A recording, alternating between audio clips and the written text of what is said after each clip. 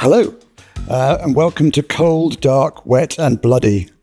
And firstly, thank you to Side Effects for having me inviting me here to tell you about Houdini's role in the two recent shows that we've worked on at Blue Bolt, Nosferatu and Napoleon. Now, I'm going to be focusing mainly on Nosferatu, but I'm going to be looking back a little bit at some of the development work we did on Napoleon that ties in with the work we did on Nosferatu. So, in Cold, Dark, Wet and Bloody, we're going to feel the cold with atmospheric snow falling, and we're going to be wandering in the dark in the 19th century German city of Visburg. And we're going to dive into the wet with some still and stormy seas in some water shots. And then finally, we'll experience the bloody, and we'll be delivering sort of close interaction with blood. So just a quick word about Blue Bolt and who we are. We are a medium-sized independent studio based in London, and we specialize in film and episodic work, ranging from the first seasons of Game of Thrones and Peaky Blinders through to Mission Impossible: The Final Reckoning and Downton Abbey: The Last Chapter, so from the beginning to the end. And the scope of work on these shows, Napoleon, mainly effect shots in the Siege of Toulon sequence, which is a big naval battle sequence. And in Nosferatu, we are the principal vendor, so we're touching many sequences all across the show. So here's two quotes that I think are quite illustrative of our sort of speciality and the way we work. Robert Eggers, the Nosferatu director, said, "Their trademarks are photorealism, naturalism, and subtlety, not maximalism." And Angela Barson, who is the production VFX supervisor for Nosferatu and a former Blue Bolt creative director, said, "If the visual effects work, it doesn't stand out, and everything is thought to be real, then we've done our job well." So this means that this talk maybe is a little different from some of the other Houdini HIVE talks, which are about cool-looking effects that are more eye-catching than invisible. And this talk is about effects that are not big and obvious, but ones that are right, and they blend into an artistic whole of a show. So it's really a supervisor's perspective of how Houdini work fits into the big picture, starting with quite straightforward shots and working up to more complex ones. And it's not really about new tools and techniques so much as about using tried and tested nodes to achieve a seamless integration with performance and the special effects elements that are practical. So we're using visual effects as a storytelling element.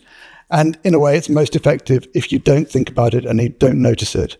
So one of the things I find helps me a lot is when I watch something, I can turn off my visual effects brain and I stop thinking, wow, that's great, how did they do that effect?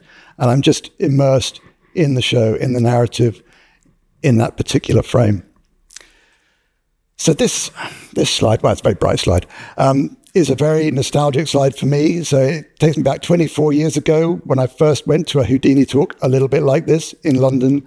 And it was, I don't know who it was from Side Effects, but they were explaining the difference between Maya and Houdini and how it worked. And they compared Maya to a sort of a straight, predictable, linear line from start to finish. Obviously, Maya's not like that, we know that.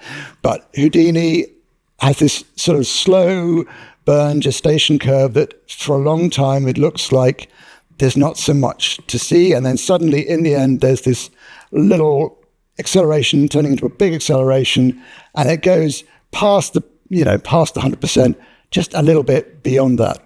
So that's kind of how I've always thought about Houdini, as somewhere where you could go for that little bit extra when you needed it. And at Blue Bolt we have a sort of ambidextrous set of TDs and lighting artists and animators who are sort of ambidextrous between Maya and Houdini a lot of the time. So we'll be able to pass between the different softwares. There's good interoperability, and we can choose the best tool for the job, essentially. So Houdini is often employed in systems that are developed for sequences across a lot of shots, or for really complex individual shots, as we shall see. So Nosferatu, for anyone who doesn't know, is a remake, the 1922 film, which was a sort of key landmark in the development of cinema. This still on the right is Nosferatu dissolving in the sunlight in the sort of final frames of the movie, which is one of the earliest really sort of recognizable VFX shots that works in the way we expect visual effects to work today, and sort of incorporated into the narrative rather than just like a trick shot. But what's also important, I mean, the remake, our film it's very faithful to the original, but also it's using a visual language that is derived from the kind of expressionism that was around in the 1920s and just becoming real. So it's not a photoreal film in the everyday sense of the word, but it's real in the world that's been created. It's a world-building exercise, and the world is a manifestation of the director's imagination. So also feeding into that were other artistic inspirations. These are paintings by Caspar David Friedrich. I got my German pronunciation, I apologize. It's a late romantic imagination. Again, it's very stylized, and it's got a very heightened color palette, and it is to imply a mental state of loneliness and wandering. And it's not a photoreal sort of look, but it's a more suggestive and a more emotional kind of atmosphere. So these things fed into our show, and they gave us extensive look reference from sort of building plans to textures, very specific practical things that were being built for the real shoot. And the key thing that meant for the CG was that it can't really look like CG. And that's something that, we strove to fight against, because CG always looks like CG, but we have to fight against it the whole time. So I always think a bit about replicating a handmade item, almost like an antique piece of furniture that is going to fit in an old house and look like it's always been there, even though it's brand new. So it doesn't have kind of the straight edges and the sharp corners. It's got a very lived-in look. It's very softened and just shaped in a custom way. So this clear and communicable vision feeds down from the top, from the director through to the art department, through to the supervisors, and then to the artists. And we've got a very strong craft in all the areas of the practical production. Here's beautiful costume design, massive attention to detail. And it's so much the better when you have this kind of clear direction, because you can just get so much further along the road to your artistic goals. This is a little still of the set that was built for the town of Visberg, which we'll come back to a little bit later on. And it's a very cohesive aesthetic that's, again, developed out of this meticulous historic attention to detail. And this jolly fellow, this is the prosthetic version of the dead Count Orlok, the vampire, who appears at the end after the death. There's slight spoilers in this talk, by the way, if you haven't seen the film. So our role is to match, in VFX, to match the vision and the quality of the art department design, but also we have to make it plausibly real, but this very specific kind of real. And we're generating the inflection of elements to match the rhythm of the shot, the edit, and the performance. And that can be very simple, like following a character's eye line, or it can be linking the pace of the development of an effect over a sequence of shots, including cuts with non-VFX shots with the practical effects. Or also it could be about staging the action to balance the composition of the frame in the first place. So just a little overview of the different shot types we were handling. Some of them are fully practical, and everything is in camera, and then that's fine. We don't touch those necessarily. But in most cases where we're working on a sort of a mixture of shots where there's a practical foreground, for example, here in the marketplace, they're all the live action characters and some live action buildings that are from the set, but we will be augmenting that with the background, usually a sky, and in CG we've got our ships and our buildings. And then there are more complex shots with more practical elements. Generally, this is the area where I'd expect Houdini to be more involved. In this case, we've got a boat going down the canal at night, and the only practical element of that will be the boat itself and the characters in it, and everything else will be CG. And then finally, you have some full CG shots, which again have to be fully incorporated into the stream of the film, because there are some places that cameras can't go and some things they can't do. So the first thing to talk about is snow. And snow might seem like a trivial challenge to VFX artists in some ways, but it needs to work consistently across a range of shots and sequences, but it requires a thorough approach to be able to integrate with the practical VFX and to balance the render to the performance in terms of the pace and the staging. So this is a typical plate that we would receive for this sequence where Thomas Susser is walking in the forest, and there's a bit of practical snow, as you can see, in the midground. And we have to extend the snow, foreground and background, into the distance to give the shot the depth that it requires.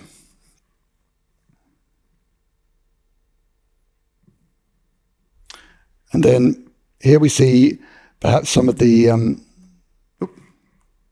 limitations or the things we have to conceal about the practical VFX. Sometimes it reveals its source, so we'll have to match the look and feel of most of it, but we'll be replacing some of it. So this is how the snow sort of takes shape. It's give you a very quick overview. There's an emission using a volume density that's plugged into a scatter.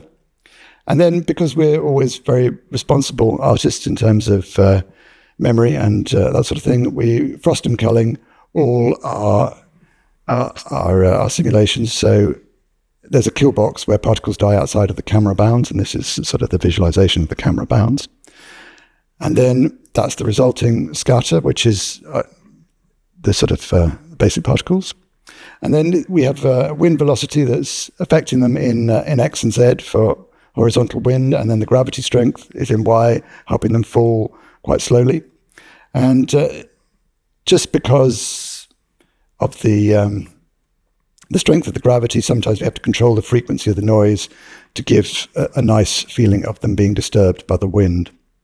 And then also this is sort of two little noise fields that separate out some of the particles to give the effect of little flurries and eddies that are separate from the general movement.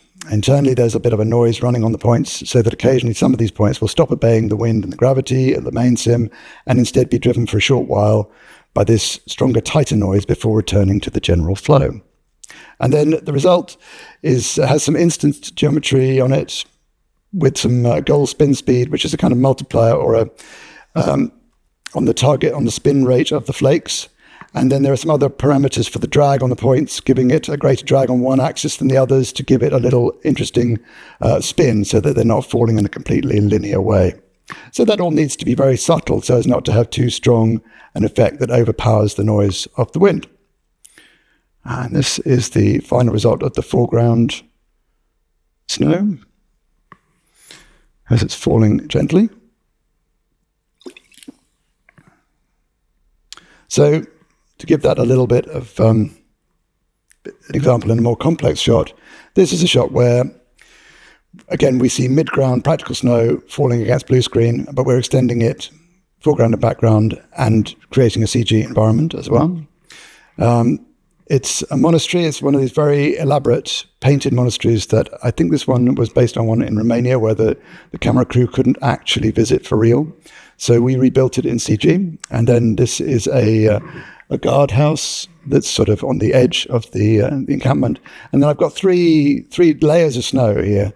And we've got the foreground, the midground, and the background. And the background, what's quite interesting is how the background sort of needs to operate more as a volume, really. And there's a point at which the individual instance geometry particles become sort of indistinguishable and they don't really light in a very satisfying way. So it's much better to treat them as a kind of volume. So we ended up doing a little bit of that. And this is the result, finally in compositing. And what's quite nice is it really blends. And you can sort of feel the depth of the shot going back into the hills there. So Visberg is the 19th century German town on the northern coast, which is supposed to be similar. It's based on Lübeck, Stade, and Gdansk, those kind of Hanseatic League towns that were very powerful and influential, and that's the central sort of location of the show. And over the course of the show, it experiences a progressive deterioration. The weather that Orlok, the vampire, brings with it, this kind of snow and plague and destruction, and we're sort of illustrating that by how the town becomes more and more decrepit looking until the darkness is lifted by the sunrise where the curse disappears. So we had extensive reference, like I say, so you can see a little bit of the snow reference here, and we're talking a little bit now about how the snow falls on the roof and of the different buildings and how we achieved that. And then we can also see some of the other sort of references we were gathering together. So it's all very specific. A lot of research is all very historically informed. And here's a selection of the buildings that we built. We probably built around 45 different buildings in the end. Some of them are sort of recreations of the set buildings that were the main street of Visby where they filmed practically, and others were just recreated from reference. And some of them are in the sort of the new part of town, and they're quite sort of smart brick buildings, and others are in the older part of town, the sort of rather decrepit timber frame buildings. And some of them are based on sort of historic monuments that you perhaps will recognize. Okay, so the question is really, from my point of view and from the artists in Blue Bolt, how do we approach specific tasks in terms of whether we're doing them procedurally or whether we're doing them sort of shot by shot on an individual level? And there are some shots like this where we see just a few little rooftops. We're adding snow to match the practical snow in the plate. We're thinking, well, perhaps this is going to need a little bit more specific art direction, and it's going to need a little bit more of a sort of direct hands-on tweak. So we might not become, besotted with the capability of our magnificent snowing system, and we might just do this as an individual practical thing, one-off sort of way like this. So that would be just some model geometry and a bit of a shader and a little bit perhaps of a scatter as well. But then we have got shots like this. So this is one of the key shots in the show where Orlok's hand, or Nosferatu's hand, shadow creeps over the city at night, and all the rooftops are covered in snow, and it's a massive long pan across the city townscape. So this is when a procedural approach is obviously very beneficial. So that's a piece of geometry. We start with a piece of geometry. So this formed the basis. This is an illustration of how we developed the ground, the cobblestones, the pavement, and then the snow on the pavement. So I'm just going to walk through it from the very, very beginning.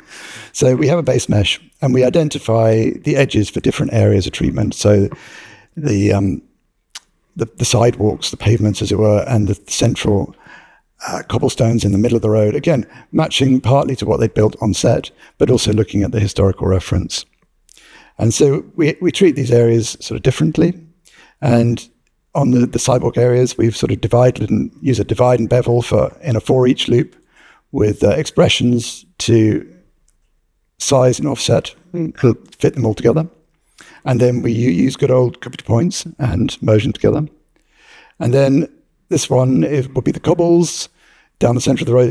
Probably you can't really see, but they're individual cobblestones in a little arrangement. They're just like they should be. And so we have this basic reconfigurable piece of geometry that can be adapted to any town layout and will reconfigure itself if we want to move buildings, and it will retain its sort of character, these different areas. And then to get into the snow, we're using a different set of color attributes. We've got an attribute on points that's sort of painted, and it represents here the sort of different areas of wear that snow would experience on a road. So carts and so on, moving up and down the road would wear away the snow faster, and so we've got more snow in the middle and on the edges and so on. And then we're mixing that with occlusion using mask by feature. So we've got snow gathering in the cracks and so on. And then these masks are combined in an attribute blob. And then we're using multiple scatters with different seeds from the geo using peak, coupled with a ray projection, again, because we're very responsible artists. And then these particles are converted to volume, which is such a powerful technique. The point VOP is adjusting the P scale with ramps and noise. And then finally, we're reconverting that volume back to polys. So this is the final effect, which is pretty close to the filmed one, and it's got nice areas of wear and a nice feeling of randomness and good coverage. You're just getting a sense of how the street is used. So going back to the overall cityscape, this is our distribution of buildings and rooftops across the city and our various instance buildings. This is all actually placed by hand. It's not using a system. It's all done according to the map that we'd we developed earlier on, which is based on an early map of Gdansk. But we have to distribute the snow across all these rooftops. So we're using this same system that we just used for the pavements, but we are using it on the buildings. And here we see it in progress. And we're using scatter variations with multiple seeds, using the painted map element to allow directability and create a build-up of snow in some areas. Oops, sorry. And it doesn't feel too procedural. So in looking at the final result, you can sort of get a sense that even though a lot of the buildings are the same, there aren't that many building instances, we can get a sense that there's a little bit of a directionality to the snow, some coming in from the sea, as it were, because the sea is at the top of this image. And we've got the ability to sort of paint in little details where we need to around the eaves of the little windows and so on. So it has a very sort of mixed up and natural feel. And then also, from a Houdini perspective, we're adding these elements, which are Atmos elements, really. They've got the sea mist, which is a kind of a low hanging mist that is in the streets and going out to the sea. And then we've got a little bit of a sort of smoggy cloud, which is hanging again over some parts of the image just to accentuate depth. And then we've got these sort of chimney smoke things, which imply, obviously, that the town is inhabited, but they give a little bit of extra gentle secondary motion. It's very, very subtle. They're not necessarily moving a great deal. So these elements have to be very strategically placed in terms of composition so that they're not overpowering. They're not really announcing themselves in any way. They're just subtly there. So here you can see the sort of overall final effect a little bit. And this is in the sunrise shot where the sun is coming up to destroy Orlog. So we can see a great amount of depth and detail going all the way back thanks to this system. And then we'll see it in this context as well. Quickly, we'll have a look at that. Some of these shots are very dark. So there you see that in operation. So a couple of other things to notice in this, which you might not notice in the final comp, because it is very dark.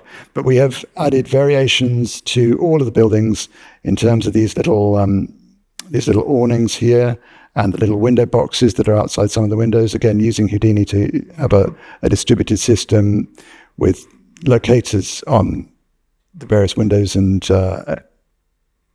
instancing in a sort of random way these little pieces of geometry so that we've got a nice breakup across geometry that would otherwise have very few features.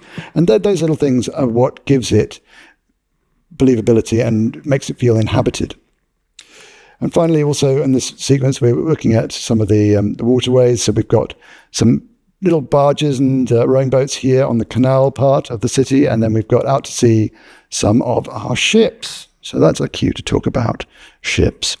Now, BlueBolt has plenty of experience with dealing with historic ships, from Viking ships in the Northman to riverboat steamers and so on. But for Napoleon, if we can just sort of sidestep to Napoleon for a minute, we built a number of warships, including HMS Victory, which is Nelson's flagship at the Battle of Trafalgar, for those of you who are not familiar with it. And this is for the Siege of Toulon sequence. And we also made variations of 6 other classes of warships. So we had to make a fair amount of ships. And they all have intricate rigging detail, and particularly the rope and the cloth sims for the sails. So we wanted to be able to pose the ship's yard all wonky. Now, wonky is a word we tend to use a lot because, like I said, we're introducing those elements, those kind of handmade elements, to everything that we do.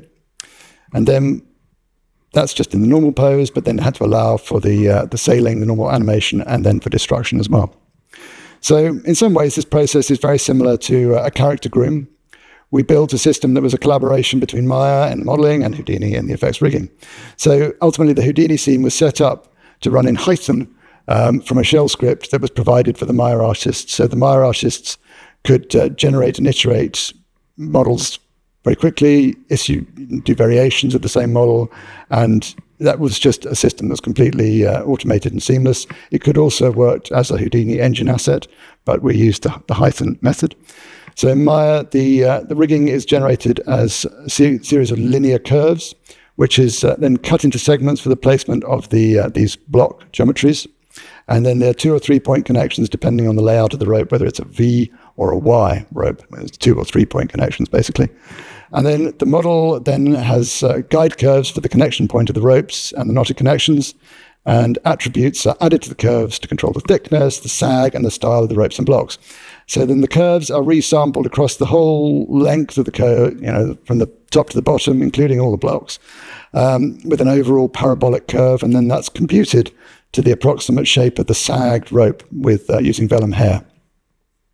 So the blocks and knotted loops are then copied back to the geolocations at the connection points, and then the segments of the sagging curves are copied to each. That is a lot quicker to say than it was to do.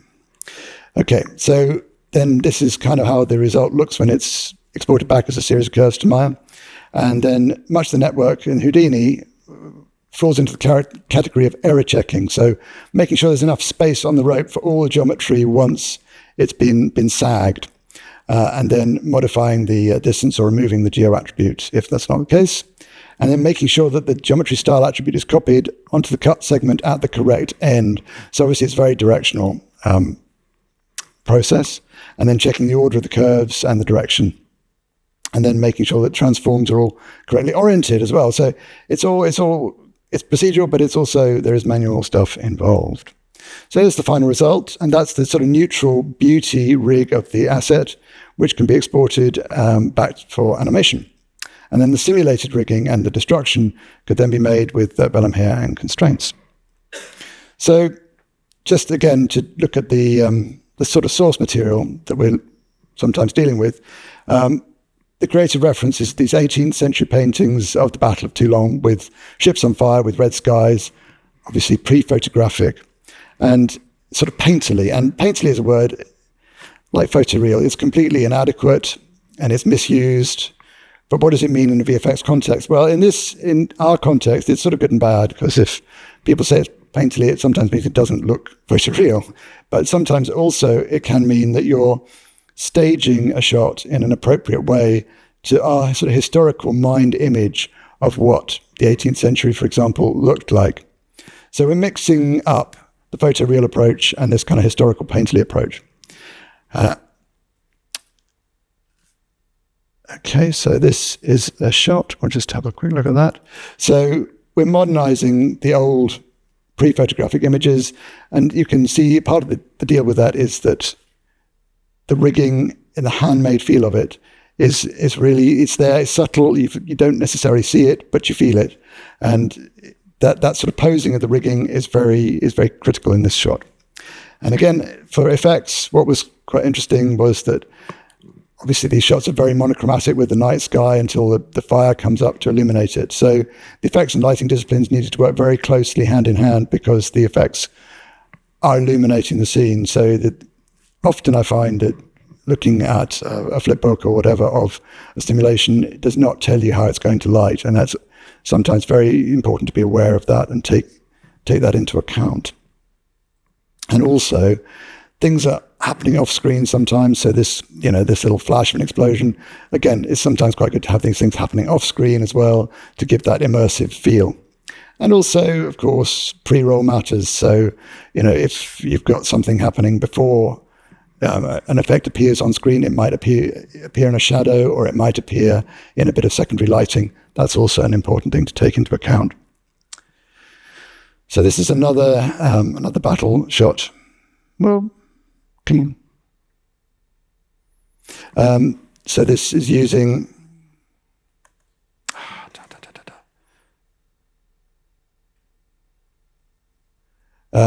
pre-simulated splashes that can be repositioned and blended with the main water surface for the Canon splash effects. So there, you can see them in the foreground here, simulated at the origin in a high-res pool to get that very fine vaporized spray so that they can come really close to camera. But then we developed a system where it could be moved to wherever it was needed in the shot, sort of compositionally, and that the base of the splash would adapt to the spectrum. That is, this water surface is just the spectrum, and there are attributes on the splash that generate a mask for an AOV really to help Compass to blend those two together. And this approach saved render time for us while maintaining high visual fidelity. Okay. Well, right. So now back to Nosferatu to have a look at some water shots. So historically, going back a while, water was a big challenge in CG, but in a way, it's been solved to a greater or lesser extent. So our techniques, in a way, aren't groundbreaking, but we're just using the dynamics that exist already to support the action with staging, timing, and mood. And it still involves great strategies for using animation and optimization to sort of really deliver the effect we want. So the Impusa is the ship in the Nosferatu movie. It's this two-masted schooner, I believe. And here's the sort of base shot, the first shot we see, it's sailing across calm water. It's delivering Orlok to Visberg. So eventually he kills all the crew and things turn a little nasty, as we'll see. So here's our ship model in Maya with the linear rigging. The Python script is executed and we have our posed rigging, and it's a very seamless system that can be iterated not across just shots but across shows as well. So it's been very handy for us. And here's the rendered version of that with the blood red sails, which start intact, but as things go on, they get ripped as well. So we're going to see that. So this is a case where we really can render a simple spectrum to give most of the effect we want. There's a flip tank that is generated around the boat to give a little bit of interaction and a little wake. But to be honest, it's mostly about the lighting and the reflection to generate the sense of scale and the sort of mood that we're looking for. This is the final shot. So again, you can see what's quite important here is the breakup of the wave heights, so that we've got a really nice feeling of sort of calm patches where the wind is not reaching, and then also these slightly sort of higher cresty pieces, and then a clear readability of the wake, but also this beautiful reflection is really what catches your eye, right? And the translucency of the sails. So you've got those two things working, and that's sort of what's drawing the eye. Okay, so this is a different shot. Moving on to a sort of one of the shots where we're augmenting a small CG element and creating a big or a small practical element and creating a big CG scene. So this is the scene where Orlok is being rowed in his coffin down the canal. It's a very calm water scene with moonlight and this sort of very eerie, quiet feeling. And it's a very deep shot because the canal goes on for about 1.5 kilometers down towards the view of the manor house where he's going. So it needed an optimization strategy. And we had a basic optimization strategy to divide the shot into 3, so that there's a very high-res flip tank that goes all around the boat as it travels all the way down towards the manor house, which is this little house up here. And that captures the fine detail interaction of the punting pole and the wavelets across the side of the canal wall. But there's not enough time or indeed memory to extend that simulation, that flip tank, much further than the boat.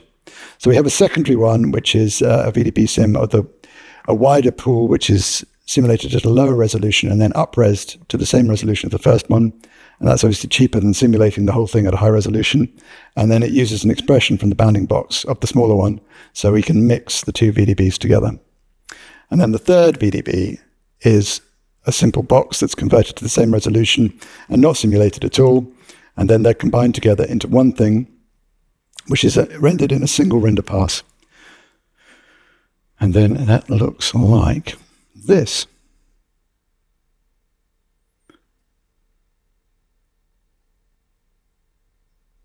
So, we can see again the importance of the reflection of the moon there, which is obviously off screen, and that's giving us just the exact sort of rhythm of the shot, which is tying into his actions.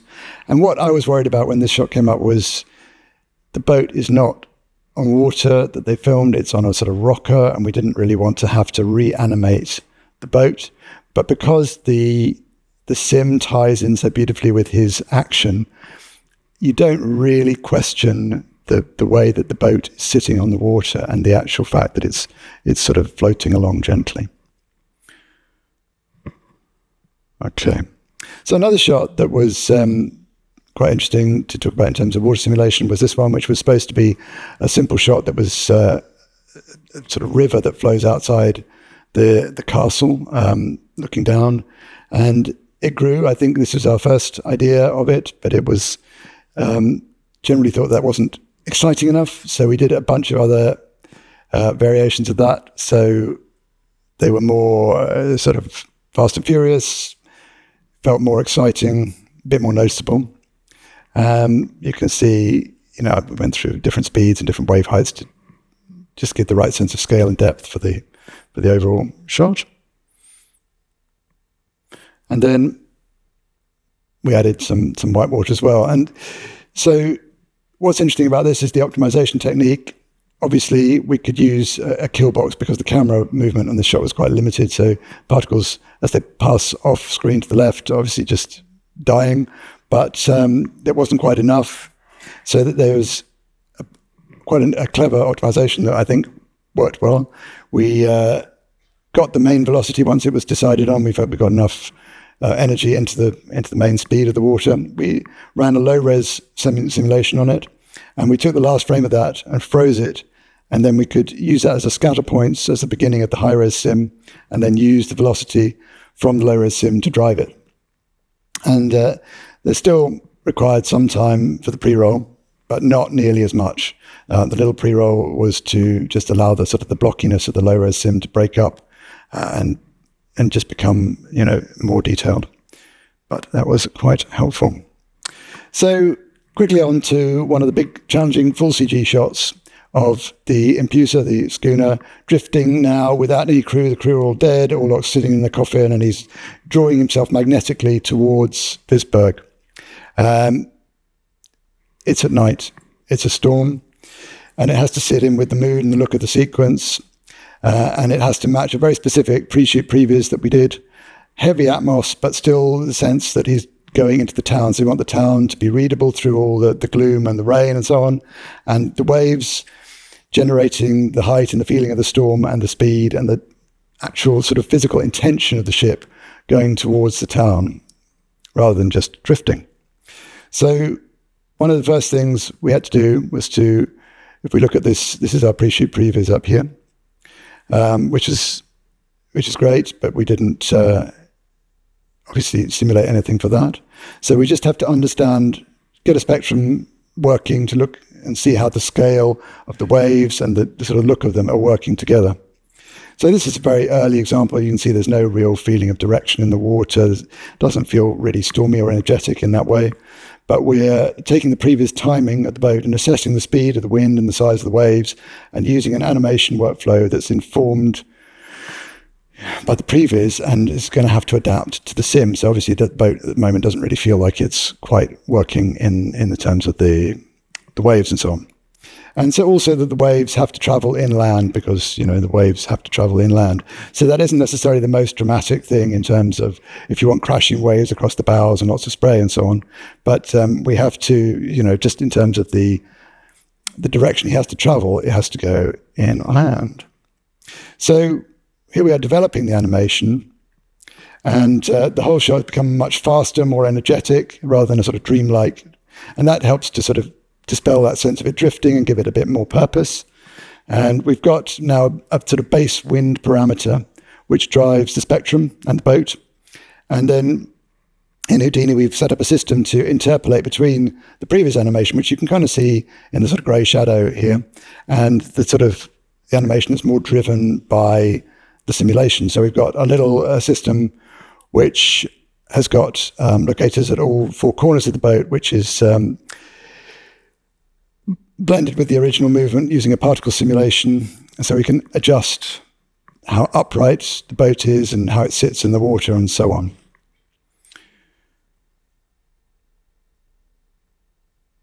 Okay, so now a little bit about the simulation method. Again, we're using a base spectrum layer, like we've said before, to sort of get the overall rhythm and the shape of the waves. And then on top of that, there are two blended sims, blended in the same way that the canal shot were blended, both driven to some extent by the spectrum. The flip sims are rendered on a separate layer with a mask to help to blend them. And the sim is obviously partly deformed by the spectrum, but any repeat rendering is only needed for the sim section. So you can kind of see here, there's a narrow section around the boat. You can see, because they're not blended, because this is an early version, you can just see the edge of it up here. And then this is the broader section, which defines basically the foreground water that goes from edge to edge of the screen. Okay, so this is a rendering test. So like I'm saying before, the lighting and the way that the reflections of the sky play off the water is a key part in developing the look of the water. While we're working on the simulation in more detail, we can do lighting tests and rendering tests with the spectrum to see how that feels, and how the wave, the diminution of the height of the waves going into the town, how that's giving us the right sense of depth or not. And then we've still got that layered approach, which, we can layer the flip part on top, and re-rendering will be minimal. But if there's any elements of the flip sim that people in comp or whatever don't like, they can paint them out and they'll still have the spectrum underneath. So this slide is about controlling the size of the wake. So obviously the problem with the wake is that the boat needs to be traveling faster than the waves to generate the wake that we want to see. We want to see a nice dramatic wake, and it still obviously can't travel faster than we want it to travel in terms of the animation.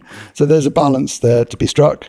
The waves have to feel stormy and strongly driven by the wind, and we have to work out how much white water we really want to generate in terms of a a compositional element in the shot. So we just essentially don't want the whole sea to become a white frothy mass. We want to feel the direction of the boat. We want to feel the prow of the boat cutting through the water, and that we're using the white water for that purpose. Okay, so there's also a little one about the sails, the ripping of the sails. So our sails are torn, and there's obviously a cloth sim running on this using the wind from the shot, and quite a lot of sorting out of problems, collisions of ropes and so on, making sure that they're in the right order to not intersect in the wrong way. And we've got an additional problem here. You can see sometimes this animation is a bit noisy where the sails are ripped. So we've got custom stiffness maps around the seams where they're ripped and torn. Okay, so now we're developing the shot, and everything's coming together, and we've got the first pass of the white water and the spray elements, and you can see it starting all to come together. And we've got the secondary motion of the spray and the little spume elements, the foamy flyaway elements that are helping give it a bit more energy.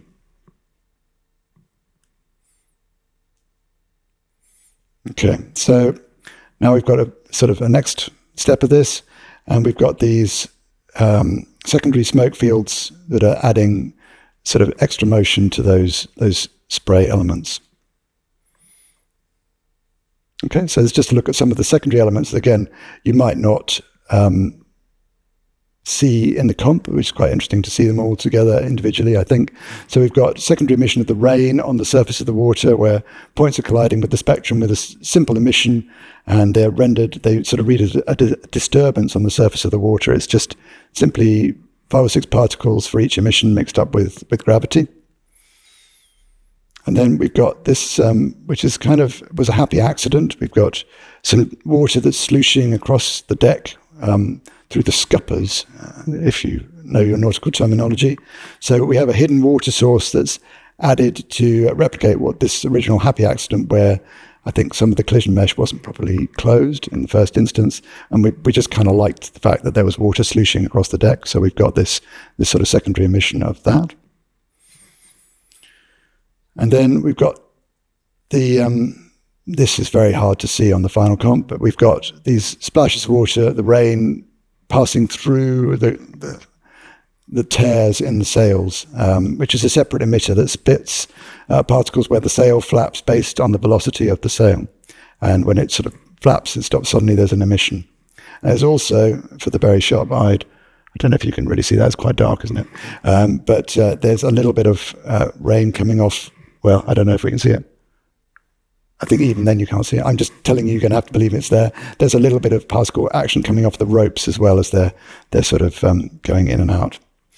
So this I thought was also quite effective, which is I was saying earlier about the snow in the distance, having a more volumetric approach. This is a VDB for the distant sheets of rain. And you can see this is not actually simulated. It's just a series of noise and expressions on a volume. But it really has that sense of a sheeting rain coming down in the distance. And it's got a beautiful sort of atmospheric lighting to just really give it depth and presence. So the final shot, I think, of this is this. So here you see all those elements coming together. Obviously, there's a little bit of water interaction on the boat as well, sort of dripping stuff off the woodwork. And that's the final effect. So it's dark, but you're completely immersed in it. Okay, come on. And finally, blood. So what's happening? Slight spoilers if you haven't seen the film, I'm sorry. Orlok doesn't make it. So this is the climactic moment as Orlok dies when he's exposed to the rays of the dawn sun. This is a convention that was established by the 1922 film, and I didn't realize this until I started working on film, but basically the 1922 filmmakers thought that having Orlok die when exposed to the rays of the sun was sufficient to avoid being sued for infringement of copyright, which it wasn't sufficient, and they did get sued. But ever since then, vampires have died when exposed to the sun. Who knew? So as Orlok dies, the blood, that is his stolen life force, pours from his orifices, and he shrinks to a shriveled husk. And what are we adding in visual effects? Obviously, there's quite a lot of impact just from this frame, right? I mean, it's a pretty strong image. But we are adding extra blood coming from his eyes, his ears, his nose, and his mouth. And we're sort of enhancing the look of the drying and the shriveling of his body.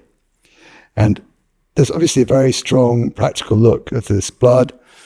It's viscous, it's very dark, it's slightly sinuous in the way it moves. It sort of swings rather than just drips like a pure liquid. So also this moment is it's a very long, slow shot. And this is the climactic moment where Orlok screams. And obviously that is quite, it's a beat to hit that really requires a bit of subtle performance enhancement. So we're shrinking the body. The body shrinking is being done mainly in 2D, so we're not really worrying about that too much. But we've got to track the head, and we've got to match all that animation of his, subtle soft tissues around his mouth. And also we're adding a little bit of deformation of his skull and his face. So we've got high-res sort of scanned mesh of the character in full, sort of makeup and so on, which is tracked on to the performance with a bone-based rig. And then we're creating a sticky particle flip sim that uses a mix of flow along the nearest curve and the velocity of the head animation to drive it. So here's our good-looking chap. We've added a moustache as groom. So we've got a little bit of a bloody moustache, because obviously he's scanned in his sort of costume before the blood is all dripping off him. So we've got to just give that sort of matted shape where all the blood is dripping off that correctly, which is matching in the shot rather than the original. And then we've got our head sculpt, which is, again, it's representing a little bit more than we want it to deform. So we can go past the pose, as it were. We can just add a little bit of extra. We've always got a little bit more to add. And we've got some blend shapes to emphasize different areas. So we've got the temple and the cheeks and the eyes and so on. So they're all driven separately, and we can time that to match the performance. And so we can see the different heads there. So we've got the blend shape animation. We've got the blood interacting with the blend shape animation. Between the two, we're sort of blending, and we can just about see the collision mesh there. But what we can also see is that using the gravity of the scene is creating this rather odd little sort of crossroadsy lattice effect of the blood. So we have to, again, direct that. We want the gravity to work, but we don't want it to work in that way. So we ended up using patches of velocity vectors that are directed and then sort of mixed into an overall velocity volume.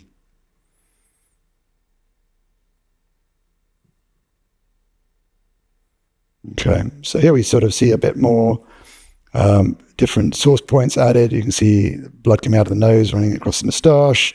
And we've got different points that are scattered and placed and culled, and some work better than others.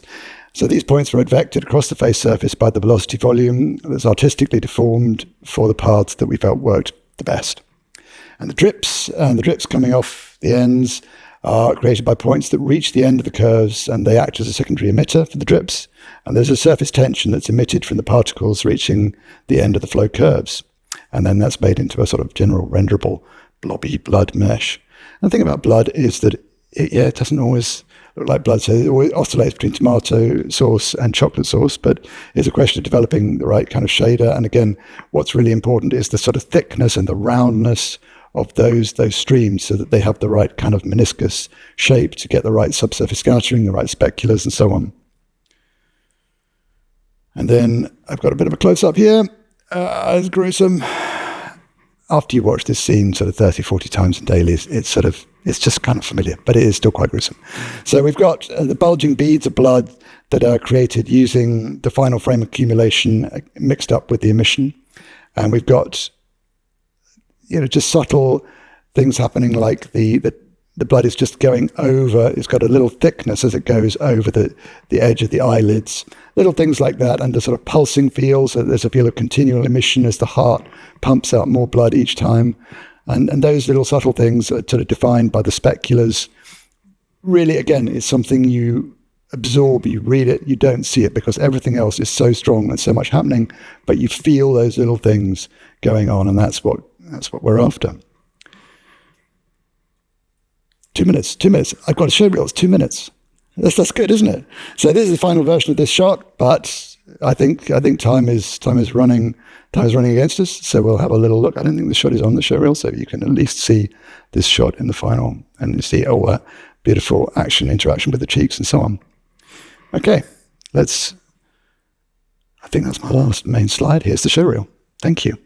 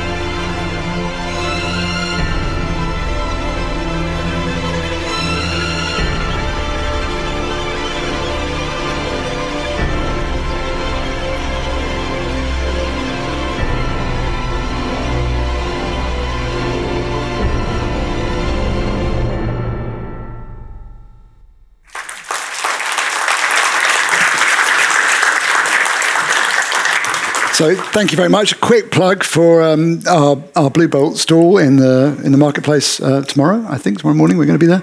And then also for my colleague David Scott's talk tomorrow at 5 o'clock in the main hall. Super. Thank you very much. Excellent. Great work. Great work. Thanks so much for sharing that. It's awesome, awesome work. We're going to move on to the next presentation. Stick around for that.